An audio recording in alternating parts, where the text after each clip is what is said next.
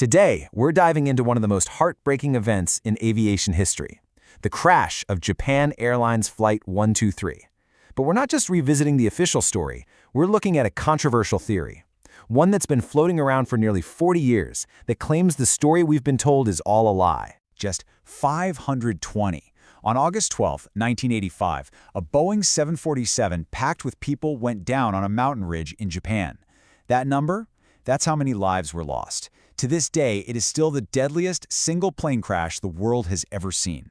Okay, so let's get right to it. The entire conflict here really boils down to two very different words.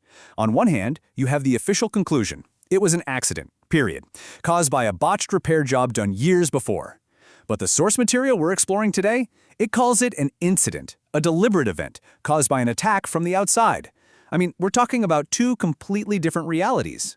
So, for our first section, let's start with that official story and, the questions that have stubbornly stuck to it for decades. Now, we need to be really clear about something. Where is this all coming from?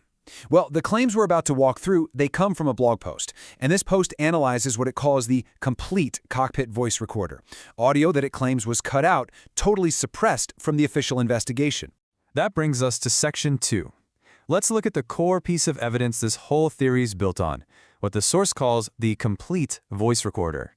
Okay, so this timeline is supposedly from that complete recorder. It starts how you might expect. Something exploded. But then, just 2 minutes later, the source says the captain spots military jets. As the pilots are fighting to control the plane, this transcript alleges that some mysterious voice comes over the radio, ordering them away from a nearby U.S. airbase and towards the mountains. And that's when the captain supposedly realizes what's happening, screaming, "They're trying to make us crash into the mountains." And the alleged final words from the cockpit? "We've been hit. They really shot us." But according to the source, this recording isn't the only thing that doesn't add up. And that brings us to Section 3, a whole pattern of other clues. The source points to 3 other key things to back up its claim.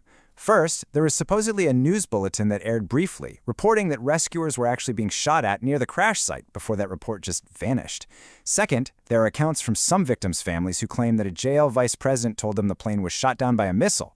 And third, and this one is really strange, there were reports that some of the bodies recovered were found wrapped in bandages in a state that the source says just doesn't line up with a typical plane crash. So when you put all these alleged clues together, you're left with one giant question. If, and it's a big if any of this were true, why? What on earth could be the motive? Well, this is where the theory zooms out from a single plane crash and goes global. That brings us to Section 4, the Plaza Accord connection. So if you're not familiar with the Plaza Accord, don't worry.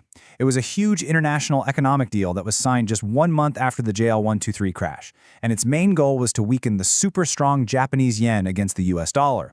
Back then, Japan's economy was on fire, an export machine, and this was a direct move to put the brakes on that growth.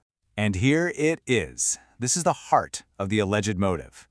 The theory claims the downing of JAL123 was a message, a brutal, terrifying threat designed to push a very reluctant Japan into finally signing that Plaza Accord. So, the source lays out a pretty clear chain of events. Step 1, Japan's economy is booming, maybe a little too much for some other global powers. Step 2, the JAL123 incident happens. It serves as a shocking, violent warning. Step 3, right after, Japan caves and signs the Plaza Accord. And the final result, Step 4, Japan's economy stalls and enters what's now known as the lost 30 years. All right, so let's try to wrap our heads around the massive implications of all this in our final section. The truth after 40 years. The source material we're looking at really boils down its entire argument into this one chilling sentence. The tragedy of JAL123 was not an accident, but an event that decided the fate of Japan. I mean, just think about that for a second. This completely reframes the whole thing from a mechanical failure to a major turning point in history. So the ultimate point here isn't really just about what happened to one airplane. The argument is that the single horrific event was the lever that was pulled to intentionally change the economic path of an entire country for decades. And that leaves us with the fundamental question this whole theory poses.